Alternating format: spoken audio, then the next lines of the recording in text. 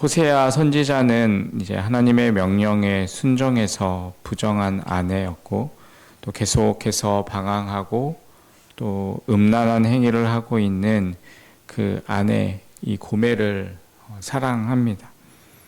하나님께서는 그 호세아의 그러한 모습들을 통해서 이스라엘 백성들이 하나님을 떠나서 불순종하고 또한 바알을 섬기면서 영적 타락의 길을 갔지만 그들을 진노와 또한 심판과 파멸로 끌고 가는 것이 아니라 그들을 다시 용서하시고 회복시켜 주시고 다시 축복하시고자 합니다.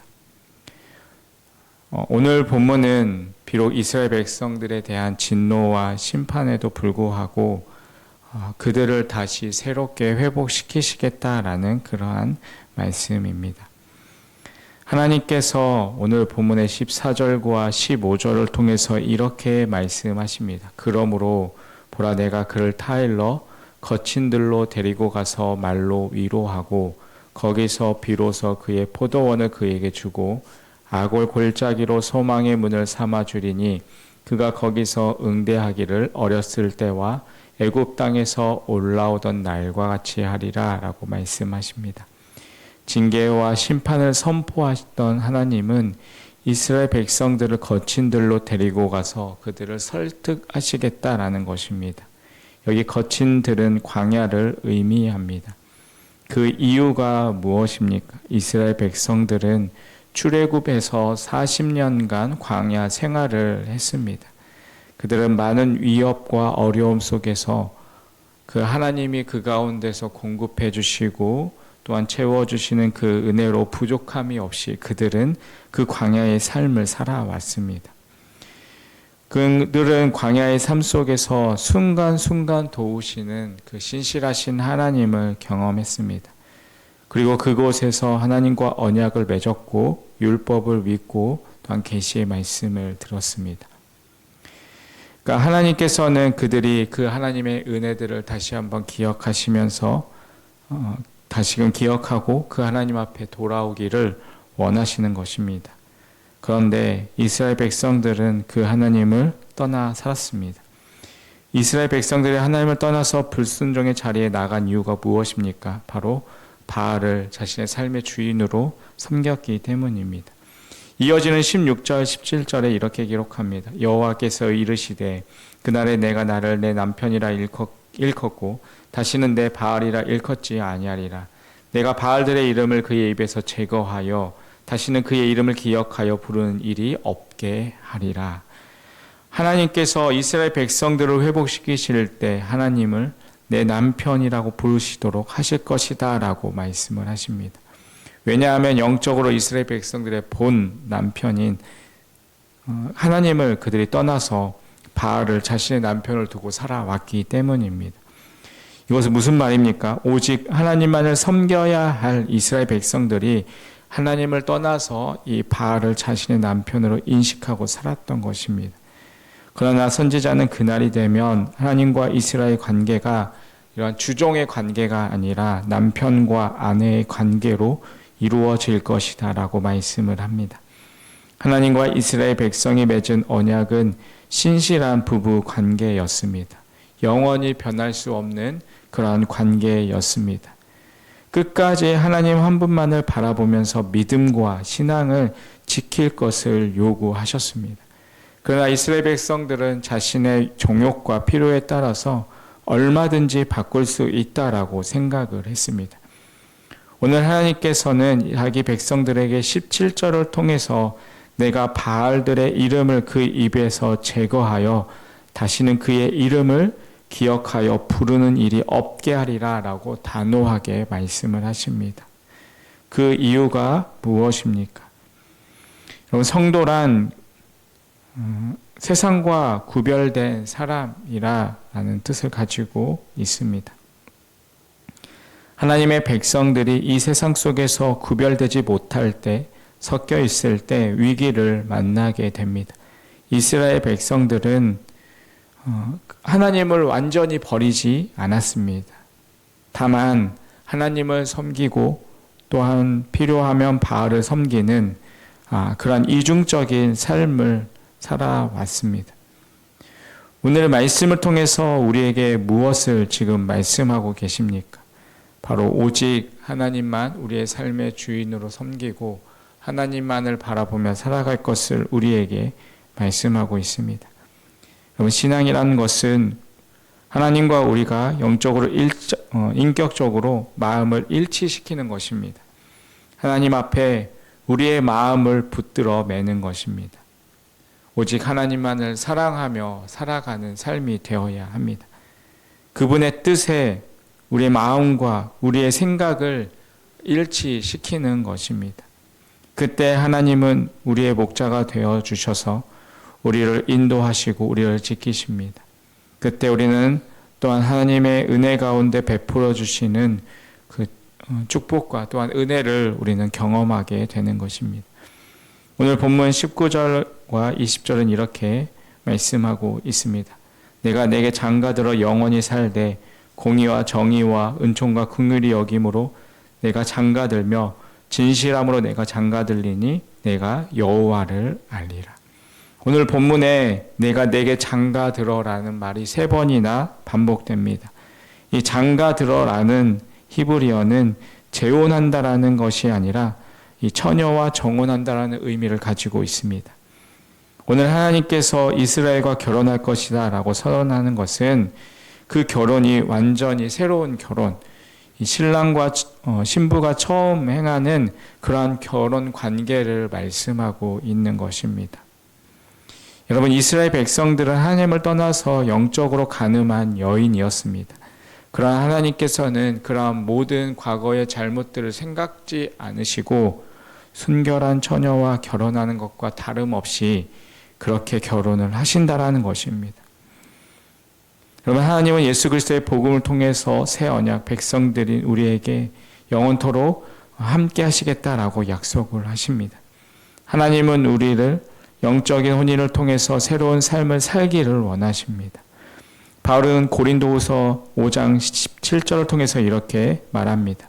그런즉 누구든지 그리스도 안에 있으면 새로운 피조물이라. 이전 것은 지나갔으니 보라 새 것이 되었도다. 여러분, 어떻게 우리가 새로운 피조물이 되었습니까? 바로 예수 그리스도 안에서입니다. 새로운 피조물이 완성된 모습으로 태어난 것이 아니라 예수 그리스도 안에서 새 생명으로 우리가 새롭게 태어난 것입니다. 그리고 우리는 그 삶 속에서 장성한 분량에 이르기까지 또한 성장하기 위해서는 시간이 필요하고 또한 훈련이 필요합니다. 때로는 넘어지고 실패하지만 예수 그리스도 안에서 새 생명이 있는 하나님의 백성이 되었다면 우리는 하나님의 은혜 속에서 새로운 삶의 자리로 나아가야 합니다. 새로운 삶은 구체적으로 무엇을 말씀하고 있습니까? 20절의 말씀에 보면 진실함으로 내게 장가들리니 내가 여호와를 알리라 라고 말씀합니다. 하나님만을 알아야 우리는 더욱더 영적으로 성장하게 되는 것입니다. 그러나 하나님을 알지 못하면 영적인 갓난아이가 되는 것입니다. 하나님을 안다는 것은 어떠한 지식이나 정보를 통해서 아는 것이 아닙니다. 교회를 오래 다니고 직분이 있다고 해서 여러분 하나님을 아는 것이 아닙니다. 우리는 그 가운데서 하나님의 은혜를 맛보아 알아야 합니다. 그래서 우리는 하나님의 은혜 앞에서 새로운 삶을 살아갈 수가 있습니다. 하나님을 만나서 하나님의 은혜를 체험한 사람과 종교적인 의무감을 가지고 교회를 다닌 사람과는 다릅니다. 평소에는 아무런 차이가 없어 보입니다. 그런데 힘들고 어려운 일이 다가왔을 때 우리는 그 차이를 알 수가 있습니다. 여러분, 성도들에게 주어진 최고의 축복은 무엇입니까? 바로 하나님과 여러분과 저를 부르시고 하나님의 백성으로 삼으시고 하나님과 우리와의 관계가 날마다 새로워져서 하나님은 우리를 향해서 너는 내 백성이다 라고 말씀을 하시고 우리는 주는 나의 하나님이십니다 라고 고백을 하는 삶입니다. 이 은혜가 넘칠 때 우리는 하나님께 기도하면서 또한 하나님께서 주시는 그러한 은혜와 또한 하나님이 우리 기도 가운데 응답하시는 그 응답의 은혜를 누리며 살아갈 수가 있는 것입니다.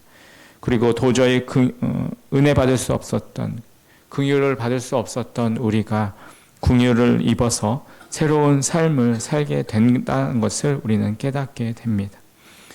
우리는 죄와 허물로 인하여서 죽었던 우리를 예수 그리스도의 십자가의 사랑과 은혜 때문에 우리는 하나님을 아버지라 부르게 되었습니다.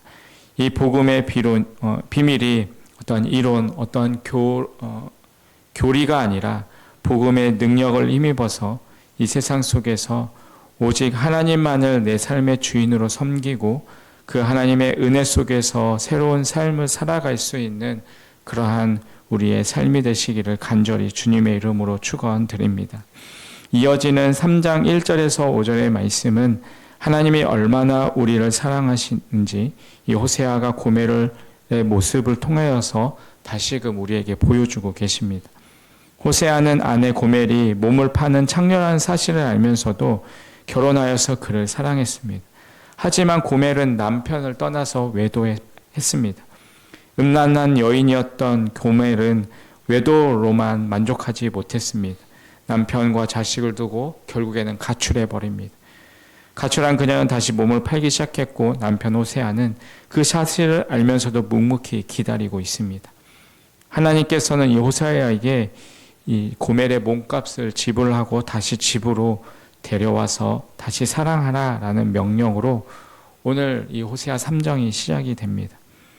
오늘 본문에서 우리는 하나님의 사랑이 얼마나 지극한 사랑이며 그의 구속함을 철저함으로 우리에게 보여주고 있습니다. 하나님은 고멜 같은 우리를 사랑하시기 위해서 예수 그리스도를 십자가에 못 박으셔서 값비싼 대가를 지불하시고 여러분과 저를 사랑의 대상으로 삼아 주셨습니다. 오늘 우리는 그 하나님과 깨어진 관계를 새롭게 회복하기 위해서 어떻게 해야 할까요? 바로 하나님을 더욱 가까이 하는 것입니다. 하나님과 말씀, 기도를 통해서 교제하는 것입니다. 우리 가운데 왜 두려움과 염려가 있습니까? 날마다 사는 것이 힘들고 왜 어렵다고 합니까? 그 사실을 우리가 살펴보면 하나님과의 관계가 멀어져 있기 때문입니다. 여러분, 하나님께 가까이 하면 모든 것이 새롭게 됩니다. 하나님을 가까이 하기 위해서 정해진 시간을 놓고 기도하고 또 하나님의 말씀을 더욱 집중하여서 읽어보는 그 시간을 가지시길 바랍니다. 하나님의 은혜와 또한 능력을 경험하게 될 때 우리는 하나님과 깨어진 관계 속에서 그 가운데서 하나님이 주시는 또한 은혜와 축복을 누리며 살아가게 될 것입니다. 제가 이 호세아서를 살펴보면서 계속해서 느끼게 되는 것은 바로 하나님이 그 하나님의 백성을 향한 그 철저한 그 사랑의 마음을 다시 한번 느끼게 됩니다. 여러분, 우리가 이 호세아서를 읽어 나아가면서 그 값비싼 하나님의 그 사랑, 여전히 우리를 사랑하시고 우리가 하나님 앞에 돌아오기를 원하시는 그 하나님의 마음을 우리가 기억하시면서 하나님과의 관계를 새롭게 하기 위해서 날마다 하나님께 가까이 하는 그러한 삶이 되시기를 간절히 주님의 이름으로 축원드리겠습니다. 기도하겠습니다. 하나님 아버지, 여전히 우리를 사랑하시고 우리를 기다리시는 하나님의 마음을 깨닫게 하여 주시니 감사합니다. 하나님과 멀어져 있던 우리의 모습을 발견하게 하시고 우리의 발걸음을 돌이켜 하나님과 더욱 가까워지는 삶이 되게 하여 주시옵소서. 그 가운데서 하나님이 주시는 참된 평안과 안식을 누리며 살아가는 우리의 삶이 되게 하여 주시옵소서. 예수님의 이름으로 기도합니다. 아멘.